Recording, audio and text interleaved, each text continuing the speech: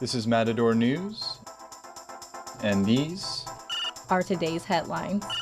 2 officers shot in Ferguson, and Secret Service under investigation. Hello and welcome to Matador News. I'm Bianca Gallegos. And I'm James Lindsay. 2 Ferguson police officers are out of the hospital after getting shot early Thursday during a protest outside the police department. 3 suspects have been taken into custody. The shooting occurred after the resignation of the Ferguson police chief, Tom Jackson. One officer was shot right below his right eye. The other officer was hit in the shoulder. One eyewitness says he saw the police take in suspects this morning.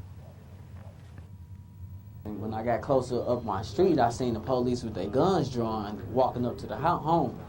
And then by that time, they already pulled the 2 gentlemen out, and they was bringing a woman out in cuffs with her child.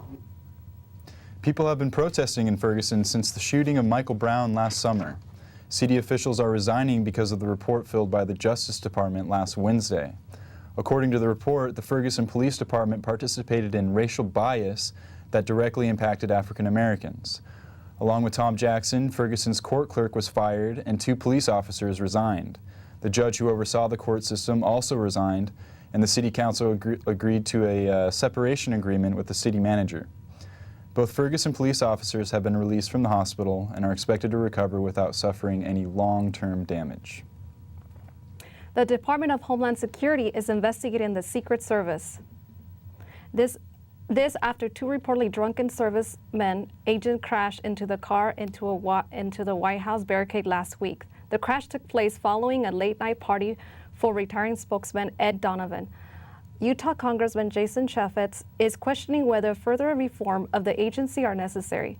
Chaffetz, who is chair of the House Oversight Committee, says this event involves senior-level agents and exhibits a clear lack of judgment in a potentially dangerous situation.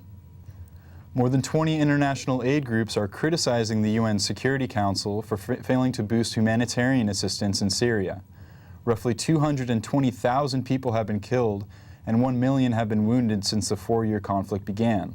Nearly 4 million Syrians have fled to other countries, while another 7.5 million people are displaced inside Syria. The latest resolution, approved by the Council in December, extended cross-border aid deliveries to Syrians in rebel-held areas. But aid groups say diplomacy has not translated into action on the ground. UN Secretary General Ban Ki-moon says Syria's people feel increasingly abandoned by the world. In Boston, in the trial of marathon bomber Jurek Karnazayev, MIT police chief testifies the last thing he said to Officer Sean Collier before he died was to be safe. On the night of April 18th, police say Collier was shot and killed by Zhernayev. Jurors saw pieces of a backpack used to carry one of the bombs and an autopsy photos of the gunshot wounds to the Collier's head.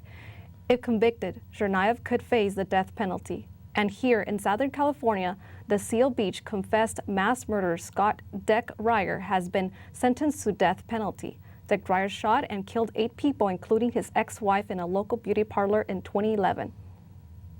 Hacker group Anonymous, or someone posing as Anonymous, has released a video directed at musician Kanye West and his wife Kim Kardashian. The YouTube video features a man dressed in a Guy Fawkes mask speaking to the camera for about 7 minutes. The speaker criticizes the artist's recent behavior at awards shows, the messages in his songs, and his wife's revealing pictures released on the internet. The video ends with the narrator saying, "We are anonymous, we are legion, we do not forget, we do not forgive." Kanye has yet to respond. A camera mounted on a building in Washington town captures an attempted kidnap. The video, along with eyewitness account, helped in the arrest of a 15-year-old male yesterday. The attempted kidnap took place at a playground Sunday. The video shows a teen running away with the toddler's boy in the arms. Following behind was his toddler's sister screaming for his safety. Now the community and the police say they are concerned that the incident occurred by the hand of a community member. Matador News reporter Sara Vong is in the Sundial studio with one of the cast members from the musical comedy The Drowsy Chaperone. Thank you, James. We are here with Sky Priva. She is one of the leading cast members from CSUN's first musical in the Valley Performing Arts Center. She is here to tell us more about their upcoming performance, The Drowsy Chaperone. Sky, can you tell us about what The Drowsy Chaperone musical is about? Of course, it's a comedy musical about Janet Vandergraff, who is leaving the Feldzig Follies to marry Robert Martin. So what is your role in the musical? I'm Janet, and so I play an ex-Follies star, and so I'm just going through the works of should I marry Robert, should I not marry Robert, and so the entire musical is just based off of this push and pull of whether I should marry Robert. Oh my God, it sounds amazing. So when will the performance be?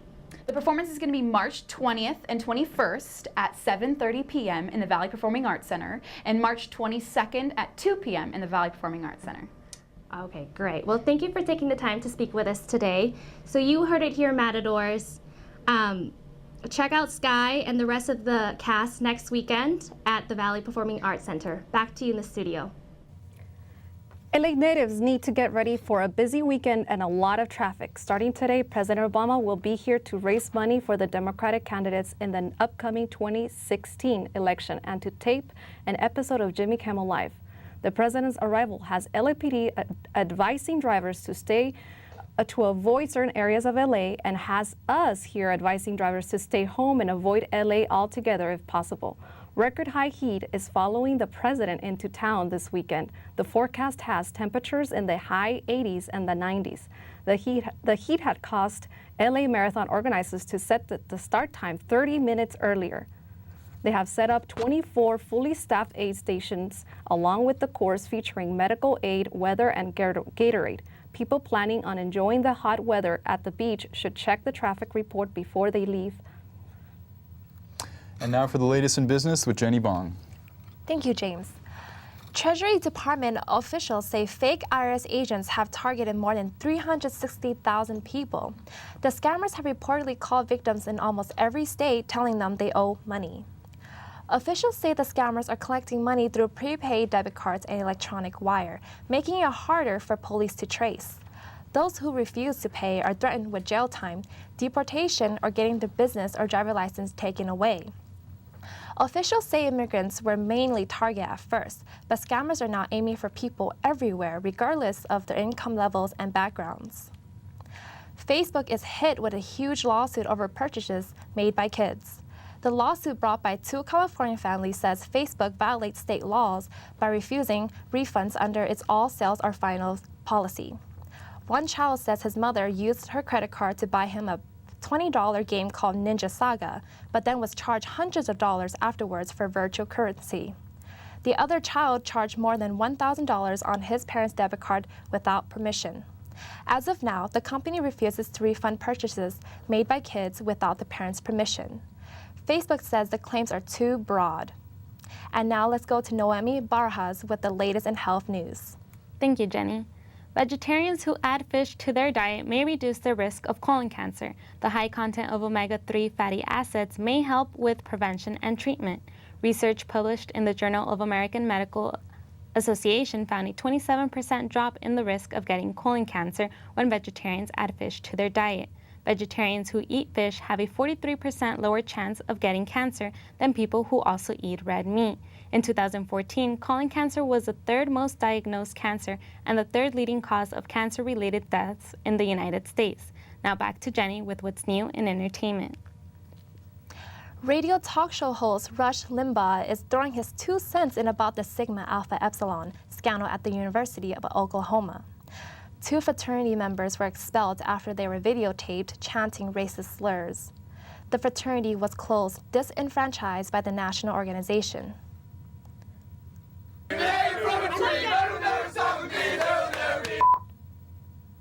Conservative radio talk show host Limbaugh says if Kanye West sang the song at the Grammys, it'd be a hit.